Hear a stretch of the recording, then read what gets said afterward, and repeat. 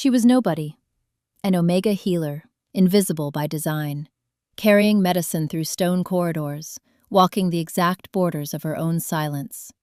Elara Ashvale had no title, no bloodline, no power.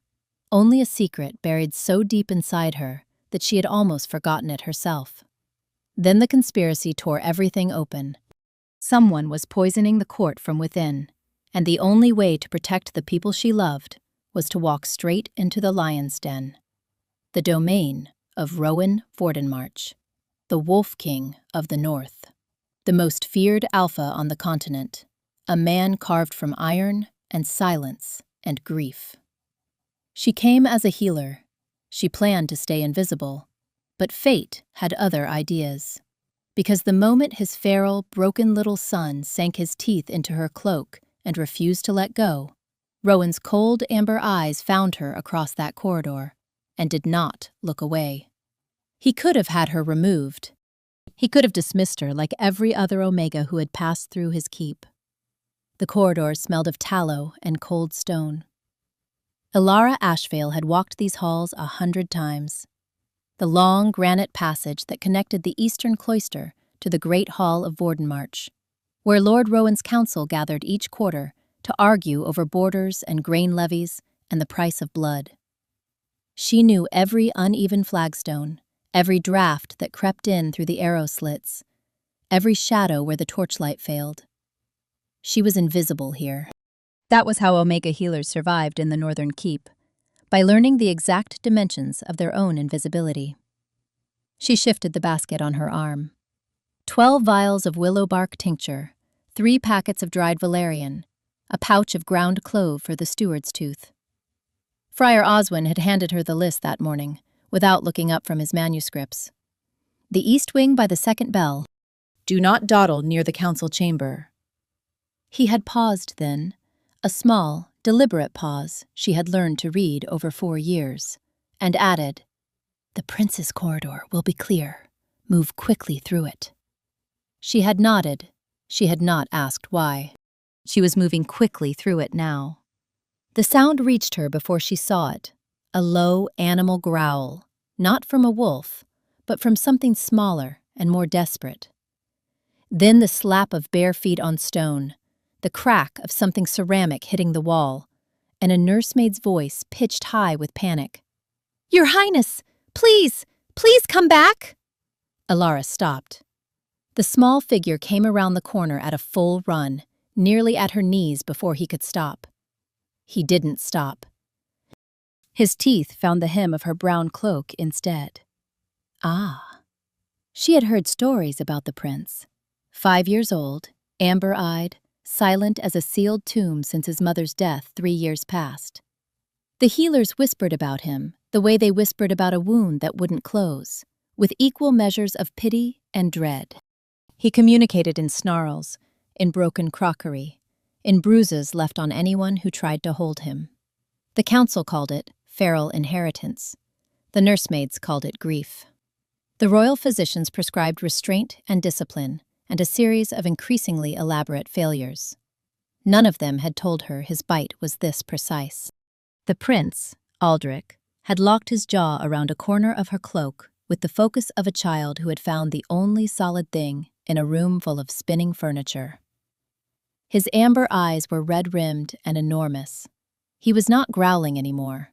He was breathing, fast, shallow, barely controlled, and his small hands had fisted in the rough wool like he was drowning. He is terrified, Elara thought. Not violent, terrified. Behind him, the nursemaid skidded into the corridor and went pale. "Release her! Release her at once, Your Highness! You will hurt—" The great hall doors swung open. The air changed before he stepped through. That was the only warning. A sudden pressure drop, the way the atmosphere thickens before lightning strikes. Pheromones spread through the passage like black smoke, heavy and mineral and cold. The unmistakable scent of a dominant alpha in the full force of his authority. Every torch in the corridor seemed to dim. 2 of the council lords who had followed him out immediately lowered their eyes and angled their chins upward, exposing the pale lines of their throats without appearing to notice they were doing it. Rowan Vordenmarch filled the doorway. He was younger than she had expected. She had imagined a man carved to fit the granite walls around him, old, heavy, inexorable. He was not old. He was perhaps 28, 30 at most, with dark hair that fell across a forehead currently drawn in cold fury, and eyes the color of amber resin that had locked onto her with the flat, assessing precision of a predator evaluating a threat. He was very tall. "Do not look at his face," said the rational portion of her mind. She looked directly at his face.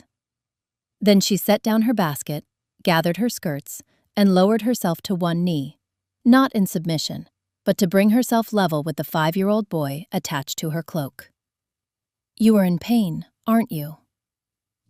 It was not a question. "I know what that feels like." The silence in the corridor was absolute.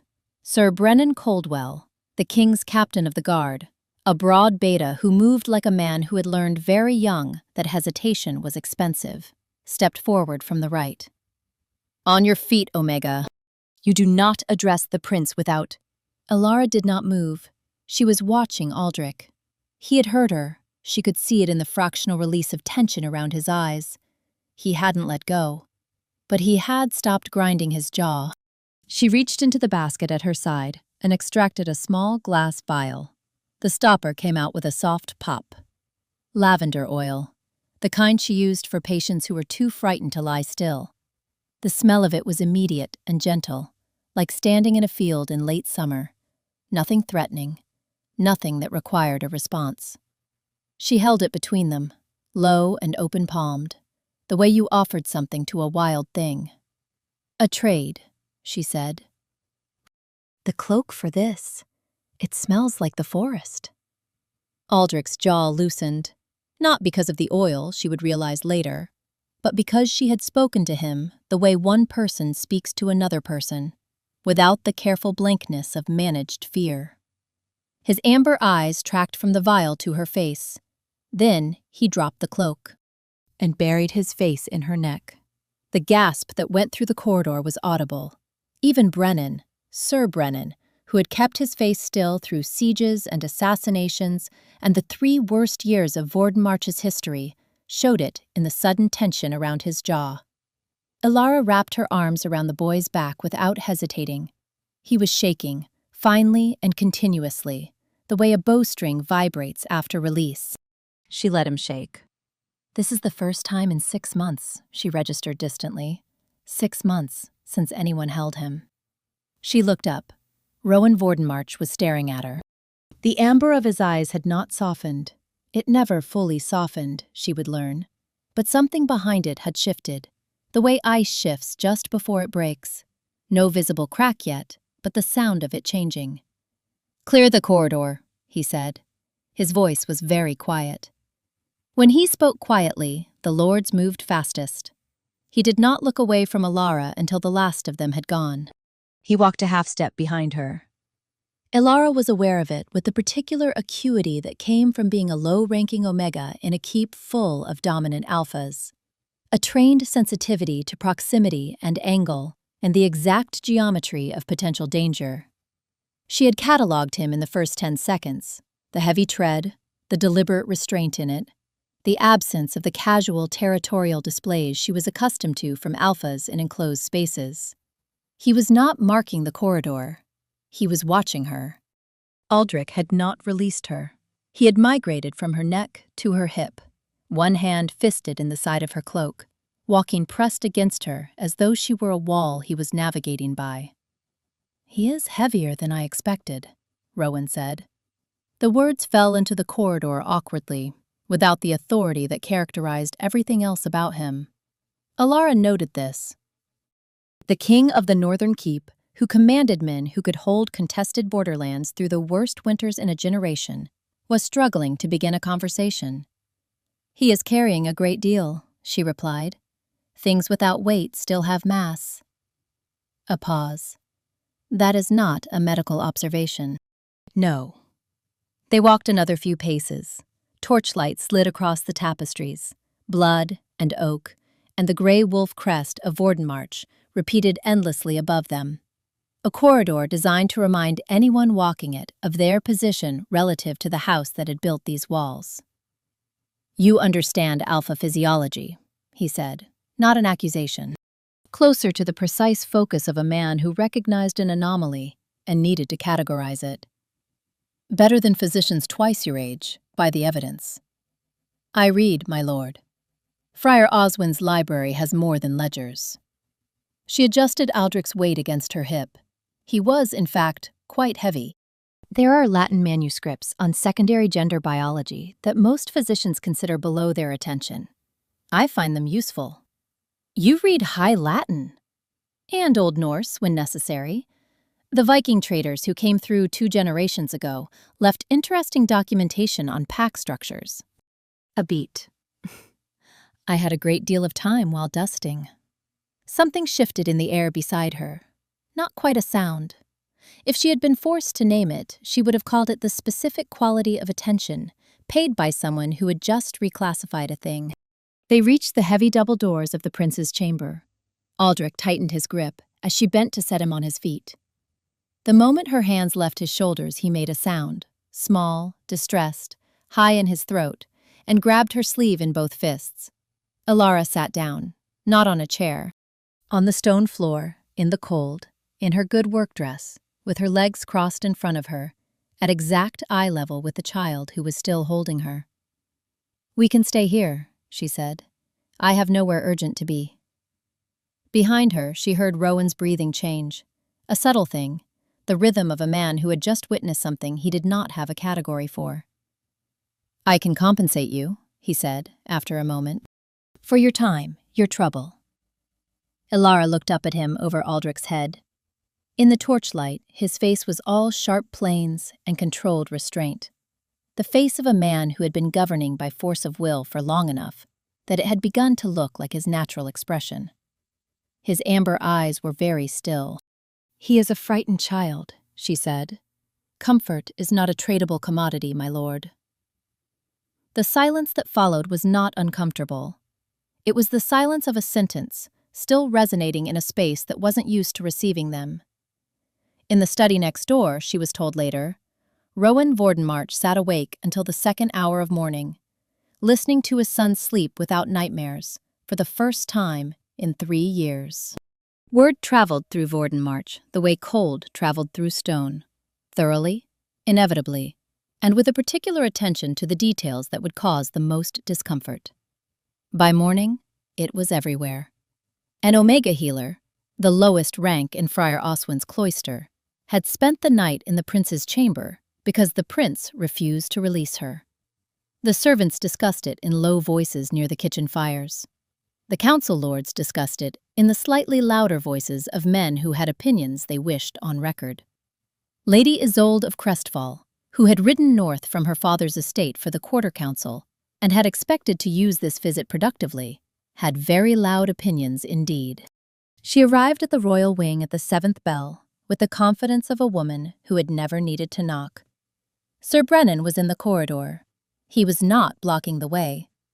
He was standing in the corridor, which was a different thing. But the difference was notable. "My lady," he said. "Step aside, Brennan." She swept past him in a wave of Damascus rose, expensive and deliberate, her gown the deep red of banked coals. She had dressed to be seen by a king. The detail mattered. Rowan met her before she reached the nursery door. He had clearly not slept. The shadows beneath his amber eyes were new, or newly visible, and there was a quality to his stillness that she had learned over years of watching powerful men. The stillness of someone who has drawn a line in exactly this spot and intends to hold it. "Leo is sleeping," he said.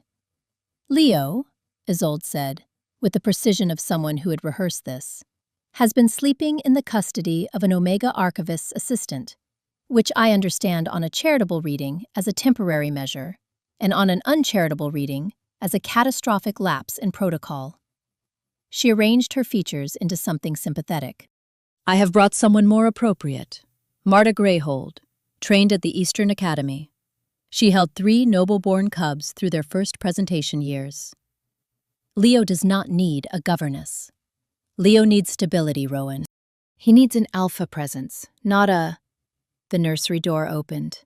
Ilara stood in the doorway, looking as though she had slept on a chair, because she had slept on a chair, with her brown cloak wrinkled across one shoulder and her dark hair coming loose from its braid, and her gray eyes very clear and very awake. She looked from Isolde to Rowan with the expression of someone gathering information. "Does the prince need his morning tonic, my lord?" Isolde turned. The assessment in her gaze was instantaneous and comprehensive.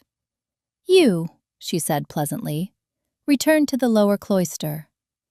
"My instructions come from the lord of this keep," Ilara said. She did not move from the doorway. Isolde let her pheromones go. It was not subtle. Alpha authority in full social deployment was a physical pressure. The air in the corridor thickened with it, sharp and heavy, designed by generations of biological inheritance to collapse the knees of anyone in the appropriate submissive register. Ilara's face went pale. Her knuckles went white on the doorframe, her jaw set. She did not go down.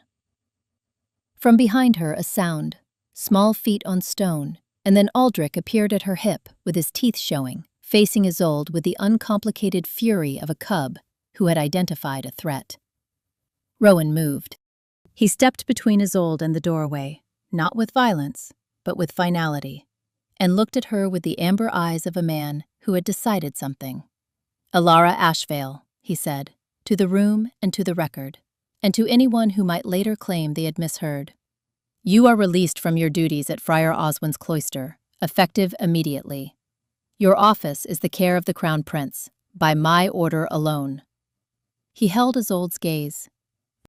"You may inform Marta Greyhold that she will not be needed." Isolde's expression settled into the smooth, glassy composure of someone who has just suffered a setback and has no intention of acknowledging it. Ilara looked at Aldrich, then at Rowan. Something in her face, normally so carefully composed, gave way into a smile, small, genuine, quickly reined in. "I will require a new cloak, my lord," she said. "The previous one has a hole in it." Rowan did not quite smile, but the line of his mouth changed. In the corridor, after Isolde had swept away with the deliberate control of a woman who had not yet begun to lose, Sir Brennan found occasion to delay two of her attendants at the corridor's junction. A routine check of visitor passes, entirely procedural, for long enough that no message could be slipped to the nursery door in the next hour. He did not mention this to anyone. That afternoon in the lower cloister, Friar Oswin received the formal notice of Ilara's reassignment. He read it once, folded it with the care of a man who had been expecting it for some time, and set it aside. Then he unlocked the cabinet behind his manuscripts and removed 6 volumes he had been quietly reserving for the past 2 years. Advanced texts on pheromone theory, alpha neurological development in early childhood, and a Norse treatise on pack bonding that had never been properly translated into the common tongue. He sent them upstairs by the evening cart. He did not include a note. He had never needed to explain himself to Ilara, and he saw no reason to start now. The subterranean cloister smelled of old vellum and dried herb bundles, and the particular quality of silence that collected in places where people worked alone for long periods. Rowan had told himself he came for information. That was true, as far as it went. He came for information about Ilara Ashvale specifically, because he had spent 20 years making decisions on the basis of information and had spent the past 36 hours unable to correctly categorize a woman who sat on stone floors without apology and did not flinch from his son's grief. Friar Oswin had been expecting him.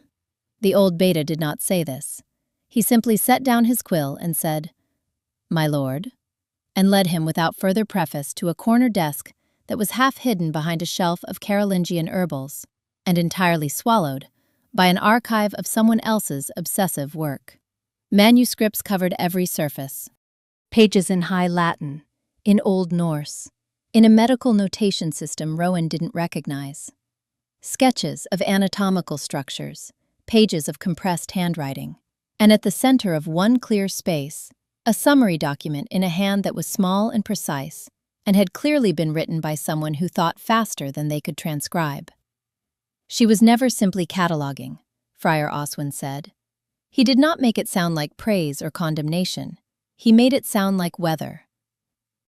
When the stories about the prince first came south, 2 years ago, perhaps more, she began reading everything the cloister held on feral degradation in young alpha heirs.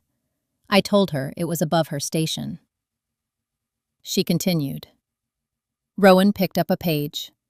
The aggression, it read, is not primary. It is a symptom of an anterior condition, sensory saturation in an alpha cub whose secondary presentation has not yet developed the biological filters that would normally moderate pheromone input. The treatment is not suppression, but provision. A grounding object, a stable sensory reference, something the nervous system can locate and return to when the external environment becomes unnavigable. A conduit, a grounding wire. He set the page down. He understood now. She had not come prepared for Aldrich in the sense of calculation. The corridor encounter had been exactly as accidental as it appeared. But she had come carrying 2 years of preparation in her mind, the specific preparation of someone who had studied one problem so thoroughly that when the problem appeared in front of her, she already held the answer in her hands.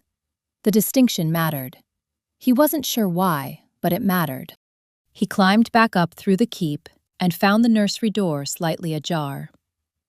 He stood in the gap and did not go in. The floor had been cleared of its fur rugs, pushed to the edges to expose the cool, smooth marble. Ilara sat cross-legged, wearing the plain working dress the cloister issued to its healers. Her dark hair pulled back, a large sheet of blank parchment spread between her and Aldrich. 2 candles. Several pots of ink. No words. She drew a jagged line in red across the center of the parchment and touched her sternum with a questioning look. What is this? Aldrich watched. After a long-held breath, he reached for the black ink and covered the red line in strokes that built and built until the whole center of the page was a dark storm. Ilara nodded. She took blue ink and drew a circle around the storm, not erasing it, not diminishing it, but containing it, giving it a border, a shape. She pressed the tip of her finger, very gently, to the back of Aldrich's hand. The child, a long, shaking release of breath that seemed to take half the tension in his small body with it. He leaned forward and rested his forehead against her knee. Rowan pushed the door open, neither of them startled. Aldrich turned his head to look at his father, amber eyes quiet for the first time Rowan could remember, and then turned back. Ilara simply waited. Rowan sat down on the floor. It was, objectively, undignified. He was aware of this in the way he was aware of temperature and weather, as a factual condition, not a cause for action. The marble was cold through his leathers. The candlelight was soft. Aldrich had gone back to his ink, adding small, careful marks to the edges of the blue circle, something that might have been flowers or stars. He is angry, Ilara said. Her voice was barely above a murmur, aimed at no one in particular. But he knows he is safe enough to show it. That is the difference. That is the whole difference. Rowan looked at her. In the candlelight, her gray eyes had a quality of still water, deep, reflective, calm in a way that was not absence, but presence. The calm of something that had chosen to be where it was. He didn't say anything. He stayed on the floor until Aldrich fell asleep with his head in Ilara's lap, and the candles burned down to stubs, and the cold from the marble had thoroughly worked its way through his leathers. And he noticed distantly that the tight place between his shoulder blades, which had been there for 3 years, had gone quiet. The Garden of Vordenmarch was the only place in the keep that had not been built to make a point. Ilara had discovered it in her second week, slipping out through a side gate in the kitchen garden wall to find a walled enclosure of old stone and older trees, apple trees that had been there longer than the keep itself, a thin stream with a stone lip green with moss, and wildflowers growing in the cracks with the cheerful intractability of things that had not been asked for permission. The walls were high enough to cut the wind. In the afternoon, the light came over the south wall at an angle that warmed the stones. It was, in the honest assessment of someone who spent most of her time in underground cloister rooms, extraordinary. On one of those early afternoons, she had knelt at the stream to wash her hands and found two stones side by side on the dark basalt lip. One black and heavy, smooth from years of running water. One pale as quartz and lighter than it looked, catching the winter light in a way that made it seem almost warm. She had held both for a long moment, then put them in her apron pocket without quite deciding why. They had stayed on her writing desk ever since, next to Friar Oswin's Norse treatise and a half-finished page of notes. She had asked permission to bring Aldrich here. Rowan had said yes, and then had come himself with two of his best guards, which she had expected. The boy was running. Not fast. He was 5, and the garden path curved. But running freely, his small coat flapping, both hands slightly out for balance, following a pale butterfly between the apple boughs, with the concentrated attention of someone engaged in a project. He had not tried to hold Alara's hand since they came through the gate. He hadn't needed to. She had stopped watching him to watch him. He is going to be all right, she thought. He is going to be... The scent hit her before her conscious mind had words for it. Her healer's senses were calibrated for illness, for the sour-sweet warning of fever, the metallic edge of internal bleeding, the specific sharpness of infected wounds. What she caught now was underneath the wet earth and apple blossom, layered below the guard's territorial markings, a thin, cold strand of something wrong. Chemical neutralizer over natural pheromone signature. Not a healer's patient. A hunter's disguise. The new guard at the east arch had his hand moving to his belt. Aldrich, down! She was already moving, not away. That was the thing no one seemed to understand about instinct. It didn't calculate. It simply went. And what she went toward was the small figure by the apple trees, not toward safety. She hit Aldrich at the hips, driving him down and sideways into the thorny hedge that bordered the old orchard wall, covering him with her body and her arms as the blade came down. The edge caught her left shoulder. Not deep, the cloak took most of it, but hot and immediate, and she heard the fabric tear. She held her position. The thorns were a problem. The thorns were a completely acceptable problem. The roar that followed was not from a human throat. It began in a register too low to be sound and traveled upward through her chest cavity before it became noise. The stones of the garden seemed to resonate with it. 3 birds left the apple trees in a panic. The guard at the west gate went to his knees involuntarily. Rowan moved the way lightning moved, not through space, but suddenly in a different location, his bare hands at the assassin's armor, and then the crash of a body meeting a granite wall, with the specific sound of something that would not stand again soon. The man slumped, dazed and bleeding, armor cracked at the shoulder. Still alive, still conscious in the hazy, partial way of someone who had not yet decided whether to keep trying. Then the pheromones. They flooded the garden like a second sky, cold and dark and overwhelming. The full force of an alpha in the grip of something that had nothing to do with leadership, and everything to do with the older, rawer thing underneath it. Both remaining guards went down. Ilara could feel the weight of it even pressed against the ground, the biological pressure of it like a hand pushing down on her spine. Rowan was pacing. His claws, she had not seen them extended before. She registered this with the clinical portion of her mind that had not stopped functioning, were leaving marks in the cobblestone. His amber eyes had gone fully white. He was looking for the next threat, and finding only the ruins of the last one, and looking for the next one again. From the hedge, a sound. Papa. Small. Terrified. Unmistakably Aldrich. Rowan's head turned toward it with the sharp instinct of a wolf hearing its cub. In the feral state, there was no difference between protection and threat, no disambiguation between the child and the thorn hedge and the need to approach at speed. Alara stood up. Her shoulder was bleeding through her cloak. She was aware of this. She stepped directly into his path. Not fast, not aggressively, simply into his path, and put her right hand flat against his chest. He towered over her. She could feel the tremor in him, the contained violence of something not fully leashed, his breath coming in harsh, audible waves, the pheromones pouring off him so thick she could almost see them. She looked up into the white of his eyes.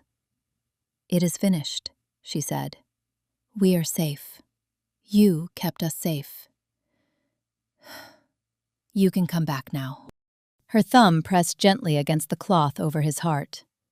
For a moment, it was a long moment, long enough to memorize, his lips pulled back, and she thought, "This is where I have misjudged." Then the white in his eyes receded, like tide pulling back from stone, and what remained was amber, confused and raw and terribly human. He looked down at her shoulder. His face did something she had not seen it do before. Not grief, exactly. Not rage. Something that lived in the country between them, where the two borders met. Then Aldrich's arms came around his father's knee, and Rowan went still. He looked down at the boy, really looked, the way a man looks at something he almost lost. And the sound that came out of him was not the roar of a king. It was quieter and far more devastating. He gathered Aldrich up in both arms, held him against his chest with the particular ferocity of someone who had just been shown exactly how much they had to lose. Over the boy's shoulder, his amber eyes found Alara. She did not look away. Behind her, she heard Brennan's boot heels on the stone and the sound of the dazed assassin being hauled upright. "He's still conscious," Brennan said. "Before he isn't, my lord." Rowan straightened. The king returned to his face like weather closing in. He did not set Aldrich down. He carried his son out of the garden with one arm, and Alara walked at his left, and no one in the corridor they passed through said a word. The royal physician's hands were shaking. This was, Alara thought, somewhat understandable, given that the Lord of Vordenmarch was standing in the corner of the infirmary, like a gargoyle that had chosen to haunt the premises, having not moved or spoken since he had carried her through the door. He had carried her through the door, a fact she was not entirely sure she had processed, and the combined weight of his attention was doing interesting things to the atmospheric pressure in the room. "Shallow," the physician murmured, winding the linen. "Clean, no muscle involvement. She will need 2 days' rest and a third of lighter duty before she attempts anything strenuous." "She will tell me herself what she needs," said Alara. The physician looked at her, looked at Rowan, said, "Yes, of course," and finished tying the bandage with slightly greater haste. Aldrich was asleep in the large chair by the window. He had refused the bed, had, in fact, refused to release Alara's hand until approximately 12 minutes ago, when exhaustion had simply taken him mid-clutch, and he had tipped sideways against the chair's arm, with his fingers still loosely curled around her uninjured wrist. She had not moved the wrist. 2 days later, when the bandage had been changed and the physician had declared the wound clean, Sir Brennan entered with the specific face of a man carrying news he would prefer to leave outside. "My lord." His eyes moved briefly to Alara, then back. "The council has convened an emergency session. Lady Isolde has formally petitioned the elders." A pause, with the care of someone choosing the landing spot of a large object. "Security breach. She argues the keep's defenses have been compromised because your attention has been redirected. The Southern Lords are supporting her." Another pause. "They are calling for the prince to demonstrate public stability at the Winter Oath ceremony. 3 weeks from today, 300 lords, pack leaders from the Eastern Territories." A final pause. "Failure invokes the right of challenge." The glass tray on the physician's table vibrated. "She wants the throne," Alara said. Both men looked at her. She was sitting upright in the bed, which the physician had not approved of, with Aldrich's fingers still curled around her wrist and her gray eyes very clear and very focused. Isolde does not care about the prince's stability. She cares about demonstrating that she is the answer to your instability. She looked at Rowan. If Aldrich breaks down at the ceremony, in front of 300 witnesses, she has grounds to argue that you need a strong alpha consort to anchor the succession. She will offer herself as that consort. She may already have enough council support to make it difficult to refuse. The room was quiet. He cannot endure that environment, Rowan said. The noise alone. Then we prepare him for it. The gray eyes held something in them that Alara herself may not have recognized as the particular quality of a person who has decided. I need 2 days proper rest, and then 2 weeks. I can teach him to anchor himself in the storm. A small pause. I have been thinking about how.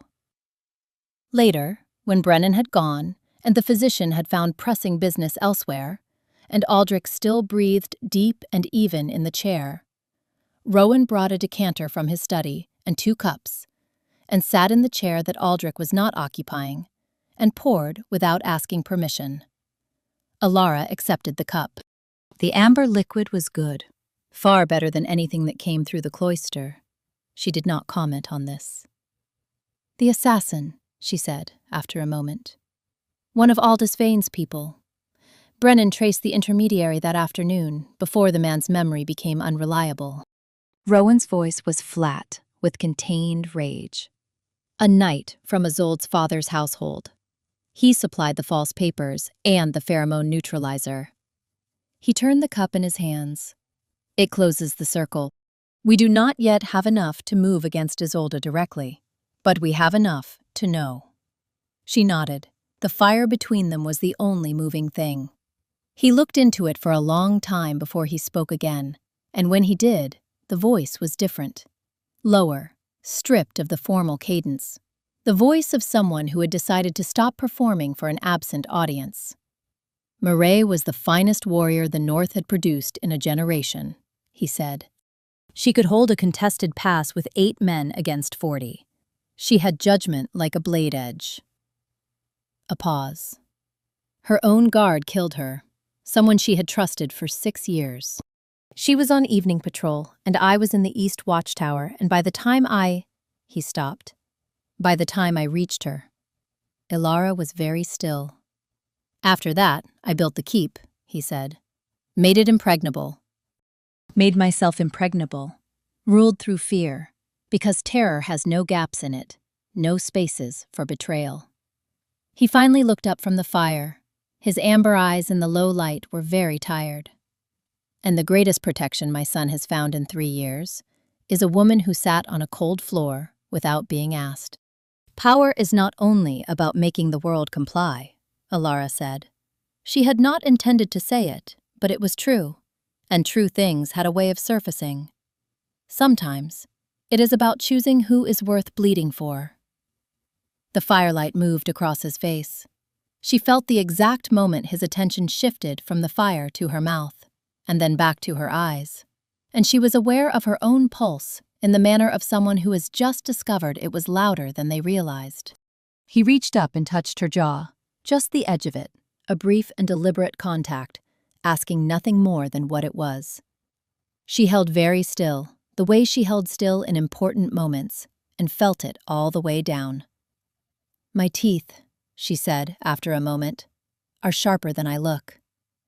It was a thing she had said before, in the cloister corridors years ago, when a senior physician had told her she was too slight and too quiet to be anything but a footnote in someone else's story.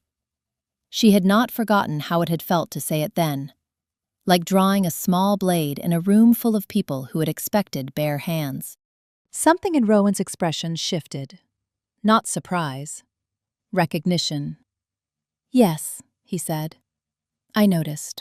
The breath between them was not quite steady. The training yard of Vordenmarch had seen sieges. It had not, in its recorded history, seen this. Alara had appropriated 3 of the practice dummies, a full set of training swords, and 7 members of the castle guard, who had been informed only that they were participating in a training exercise and were to speak at normal volume and not stare at the prince.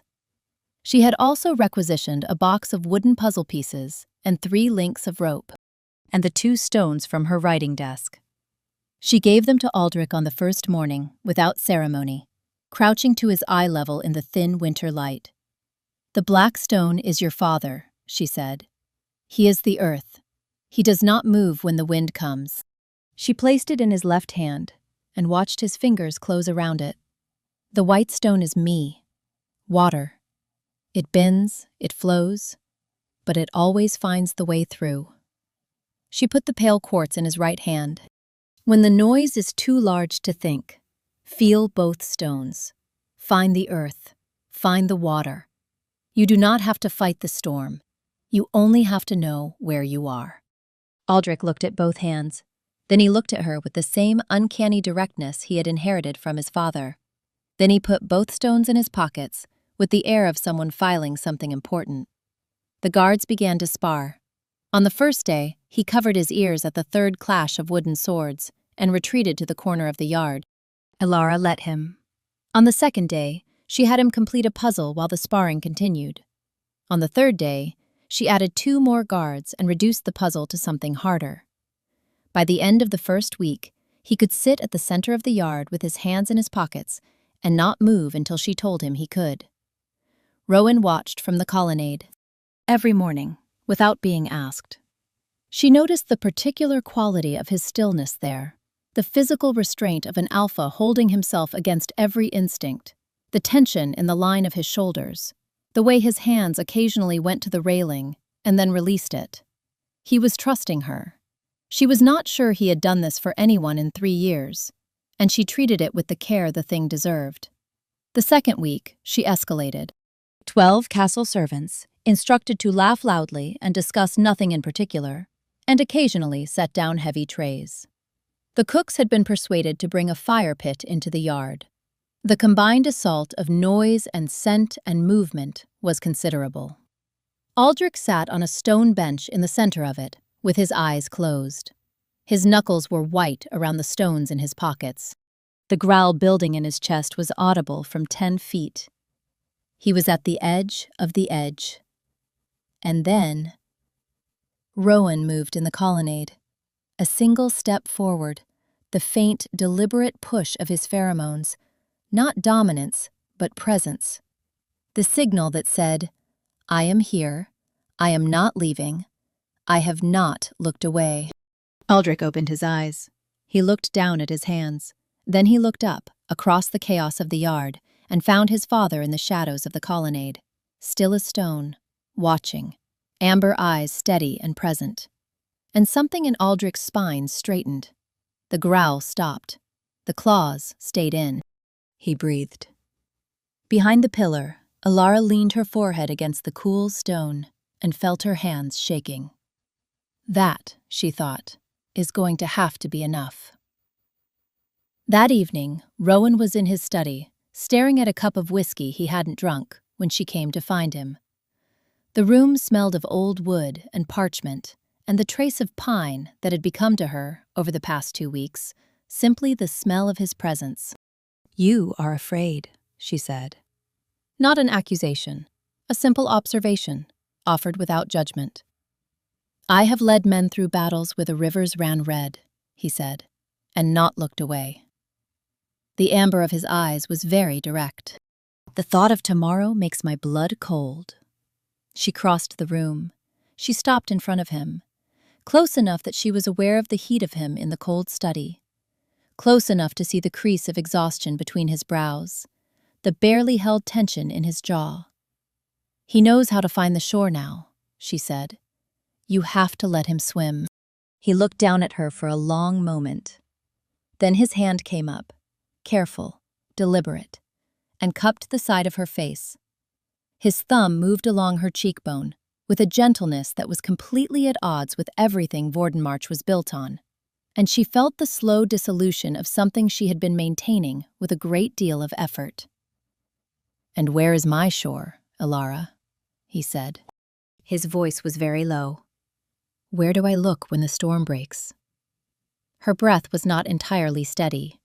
She leaned fractionally into the warmth of his palm. Not far, barely noticeable, but she felt him feel it. "You do not need a shore," she said. "You are the storm." Neither of them moved. The fire burned. Somewhere in the keep, Aldrich slept with both stones in his fists and did not dream of anything frightening. The great hall of Vordenmarch had been built for exactly this. 1,000 candles and silver holders threw light across oak tables that had stood here for 200 years. The smoke of pine resin and roasting meat hung in the vaulted rafters. 300 lords and pack leaders from across the northern territories had gathered, their combined presence creating an atmosphere dense with dominance and political calculation, the air thick as deep water, the kind that pressed against the eardrums.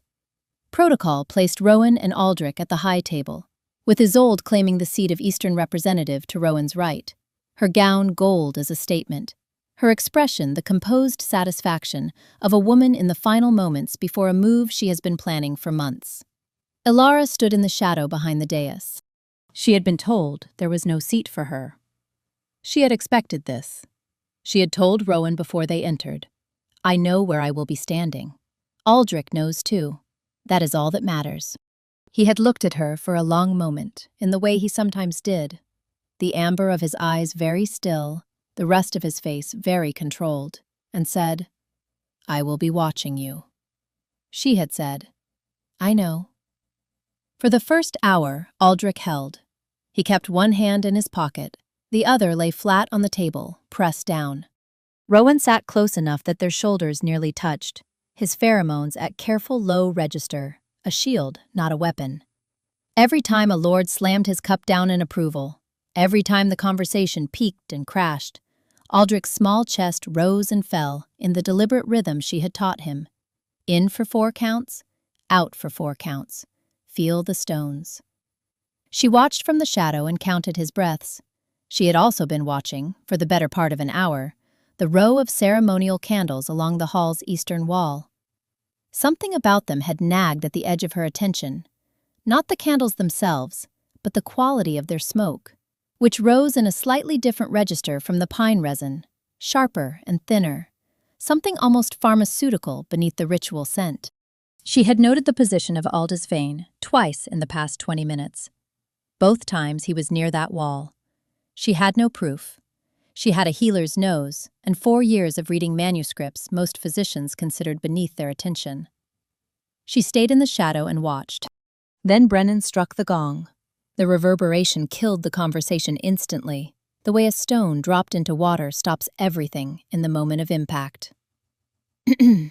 Isolde rose. "To the Lord of Vordenmarch." Her voice carried beautifully. She had practiced this, too. "And to the young prince. May he show tonight the strength of the bloodline that binds us all." In the far corners of the hall, the candles along the east wall seemed to burn a shade brighter. She smelled it before she saw its effects. Concentrated pheromone, synthetic, the kind that came from a laboratory rather than a body. The kind Aldous Vane had apparently sourced from southern apothecaries.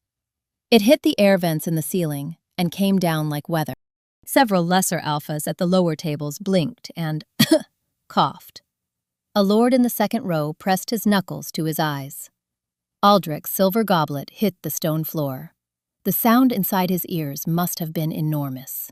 She watched his throat work, watched his hands go to his collar, watched the amber of his eyes blow wide and white, the feral terror of an overstimulated cub with no biological filter and no cover.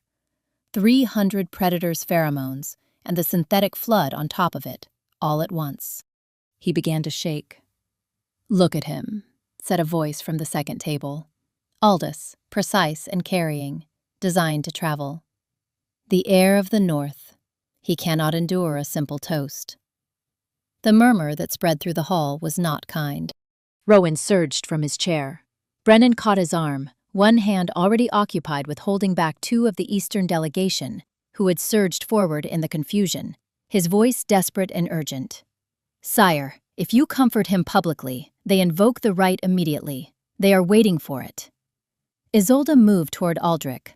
The cold precision of her pheromones preceded her, alpha authority deployed as a suppression tool, the exact register designed to force submission in young alphas who hadn't developed their defenses. "Hush," she said. Her hand was rising. "Don't touch him."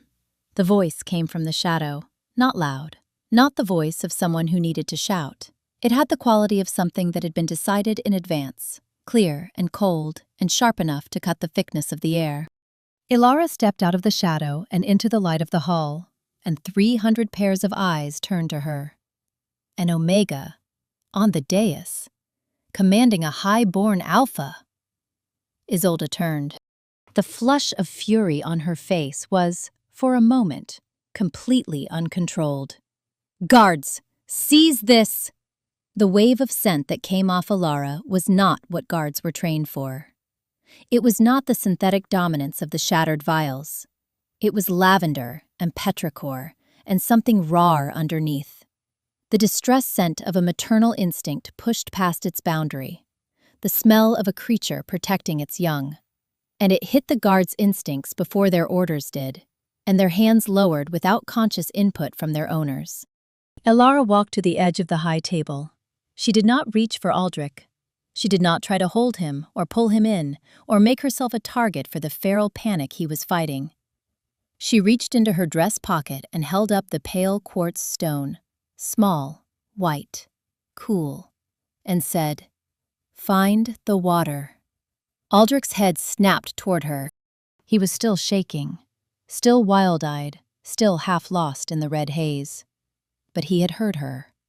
His gaze found her face, and then swung left, searching, finding Rowan, who had gone very still, his amber eyes fixed on his son with an expression that was not a king's expression, but a father's, absolute and unshaking and present. Aldrich put his hand in his pocket. The great hall was completely silent. He closed his fingers around both stones, his eyes closed, his chest moved once, ragged, and then again, more even, and then again. The growl that had been building in his chest ran out like water from a cracked cup. The claws that had torn his velvet sleeve slowly, slowly retracted. When he opened his eyes, they were amber, clear, warm amber. The feral white was gone. He stood up. He straightened his coat with both hands, a small, precise gesture, the gesture of someone taking back possession of themselves, and looked out at the 300 faces staring at him. "I am Aldrich Vordenmarch," he said, 5 years old. His voice was small and entirely steady. He turned to look at Isolde, who stood with her raised hand now nowhere, and her composed mask showing its seams. "Step back, Lady Isolde." A pause, with the timing of someone far older than 5. "You smell like poison." The hall erupted. Not in anger. In something that traveled through the crowd like a shockwave. Astonishment first, then recognition, then the specific sound of 300 predators acknowledging something that had genuinely surprised them. The sound shook the rafters. It shook the candles. It did not sound like condemnation. It sounded like the North deciding something. Rowan moved to Isolde's side before the roar had settled, his hand at her wrist, not violent but certain, the grip of a man with evidence. He inhaled once, slowly, making no effort to conceal the deliberateness of it, the gesture of a king who has already known, who has waited for the hall to witness alongside him. "Synthetic dominance compound," he said. His voice was quiet, the kind of quiet that made the hall quiet with it. "In the ceremony candles, you brought a biological weapon into this hall and deployed it against my son." He looked at Aldous Vane, who had gone very still at the second table. "Both of you," he looked at the guards. "Remove them."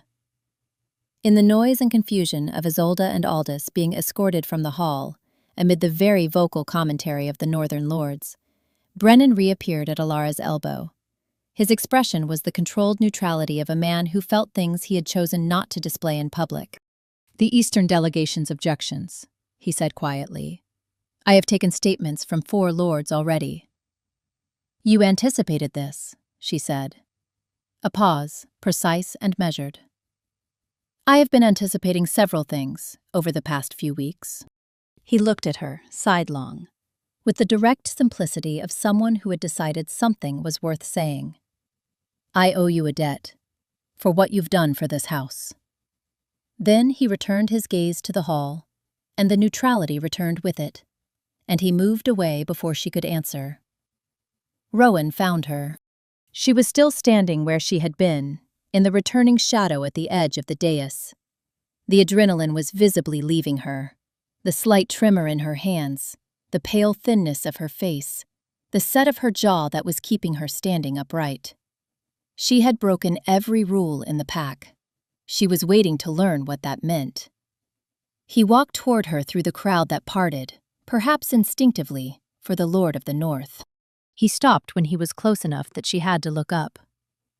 For a moment he simply stood there, and she held his gaze with the gray eyes she had held on him through feral states and political crises and a garden full of blood. And the thing between them, the thing that had been building for weeks, through stone floors and candlelit parchment and the warmth of a hand against a heartbeat, was very close to the surface. He took her hand. Hers was small in his, scarred at the knuckle from the early weeks when Aldrich's panicked bites had caught her. Marks she had not mentioned and had not resented, because they were the record of a frightened child learning that the world could hold him without flinching. He lifted it and pressed his mouth to her knuckles.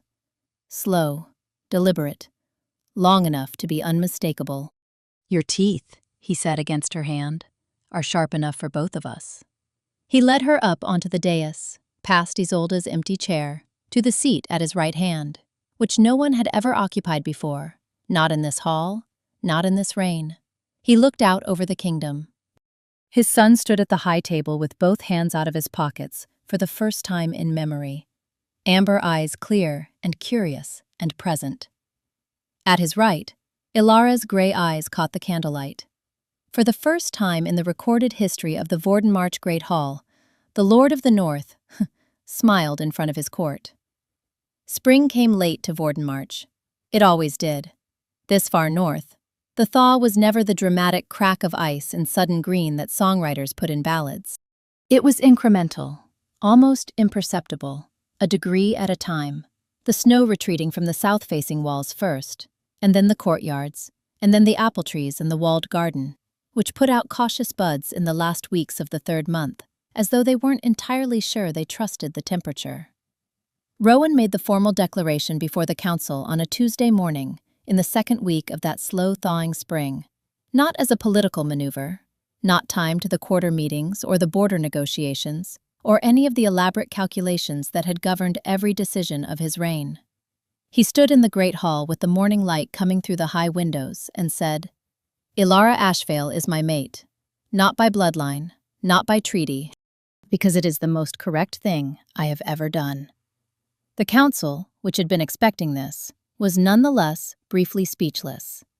Ilara, standing at the back of the hall because she had arrived for a different meeting entirely, heard this news approximately 30 seconds after the council did, via the expression on Sir Brennan's face, which was doing something she had never seen it do before.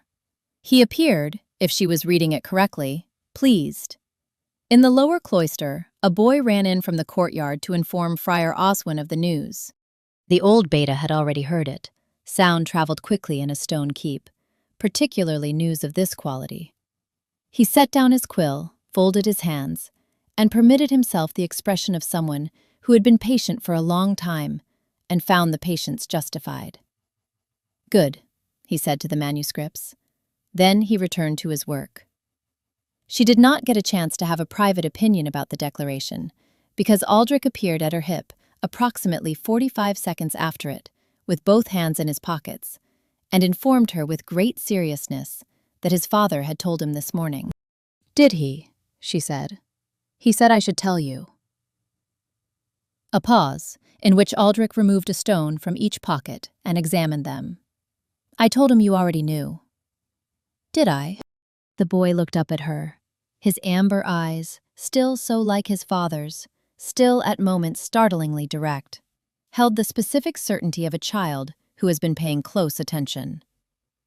Yes, he said. She thought, probably, he was right. The morning she became certain it was real. Not the declaration, not the ceremony that followed it, but the bone-deep certainty of a thing that had settled into permanence, was a morning in late spring, unremarkable in all other particulars. She was in the corridor outside Aldrich's chamber, kneeling on the stone floor to fasten the buckle on his boot. Because the buckle had developed a tendency to loosen, and the cloister-trained part of her brain still responded to small problems that were within reach. He put his hand on top of her head, very gently, the way children sometimes do when they have not yet learned to stop themselves. "Mama," he said, conversationally, as though the word had simply always been available and he had only recently located it. She remained very still for exactly as long as it took to be certain she was not going to cry, which was several seconds. Then she finished the buckle and stood up and told him to eat his breakfast. Later that morning, in the garden where the apple trees were putting out their first cautious blossoms, she found Rowan waiting. He had not told her he would be there.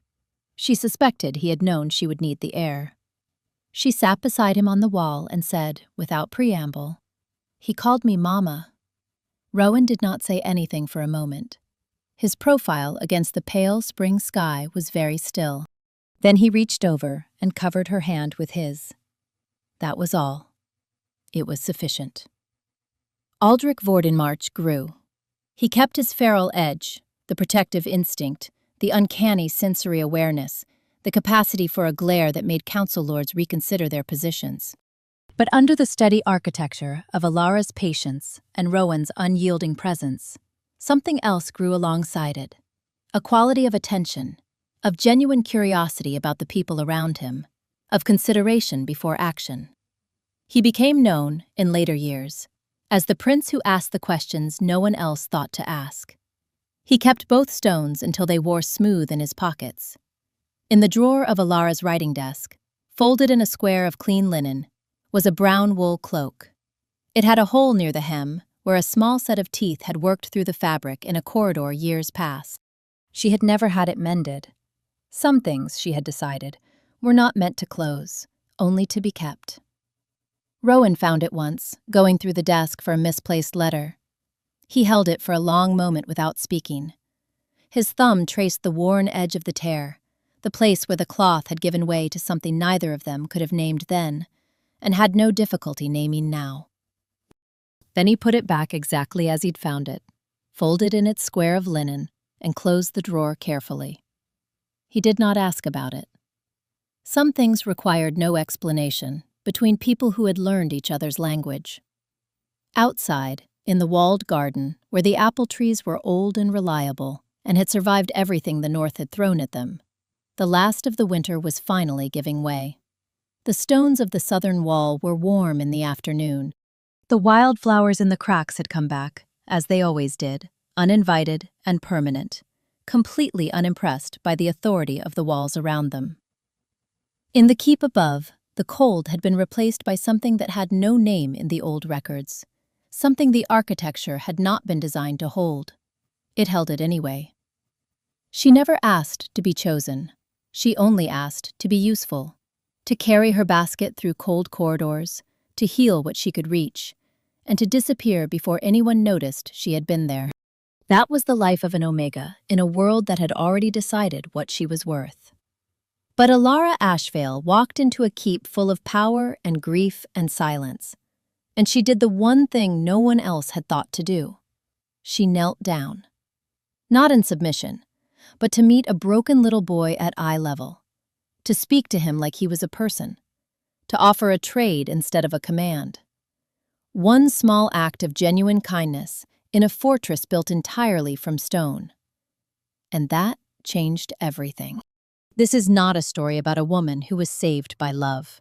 It is a story about a woman who refused to shrink, who carried a dangerous secret, walked through a conspiracy that could have destroyed her, and still chose, every single day, to show up with open hands. It is a story about a father who had forgotten how to be human, and a boy who had forgotten how to be held, and how one quiet, uncelebrated person can become the warmth that an entire cold world reorganizes itself around. The lesson is not grand. It does not arrive with trumpets. It arrives like spring in the north, slowly, almost imperceptibly, 1 degree at a time. You do not need a title to matter. You do not need power to change someone's world. Sometimes all it takes is refusing to look away and staying, even when every rule tells you to go. Some things are not meant to close, only to be kept.